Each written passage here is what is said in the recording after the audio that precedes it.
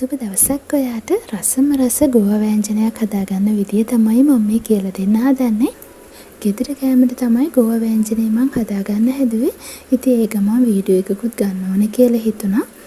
එහෙමනම් අපි බලමු මේ රසම රස ගෝවා වෑංජනේ හදාගන්නේ කොහොමද, මොනවද ඕනේ කරන්නේ කියලා.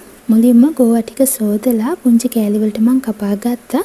මේ තියෙන කපාගත්ත ගෝවා කෑලි මෙතන ග්‍රෑම් 250ක් වගේ තියෙනවා. ඊළඟට කහ කුඩු, අමුතුන පහ කුඩු, ඊට පස්සේ මිරිස් කුඩුත් එක්ක උළුහල් ටිකක් එකතු කරගන්නවා. ඊට පස්සේ ලුණු කුඩු, ලුණු සුදු ලුණු එක්ක අමු මිරිස් ටිකක් එකතු කරගන්නවා.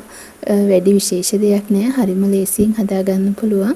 ඊළඟට රම්පේ කරපිංචා ටිකක් එකතු කරලා හොඳට මිශ්‍ර කරලා පොල් කිරි එකතු කරගන්නවා. මේ බලන්නකො මම පොල් කිරි එකතු කරලා තියෙන ප්‍රමාණය. පොල් කිරි ගොඩාක් දාන්නේ නැහැ. මොකද ගෝවා ඉදෙද්දිත් වතුර ගතිය වගේ එනවා. දැන් අපි ලිපේ තියලා උයාගමු. ගෝවා වෑංජනේ පොල් කිරි ටික හොඳින් නටද්දි ගොරක කෑල්ලක් එකතු කරගන්නවා. ගොරක නැත්නම් සියඹල එකතු කරන්න. එහෙම නැත්නම් තක්කාලි උනත් දාගන්න පුළුවන්. ඊළඟට ගින්දර අඩු කරලා තව විනාඩි 10ක් විතර උයා ගන්නවා. මේ තියෙන මේ විදිහට හදාගත්ත ගෝවා වෑංජනය එක හරිම රසයි. ඉතින් ඔයා කැමති නම් තෙල් ලබ ටිකක් දාලා ගන්න පුළුවන්.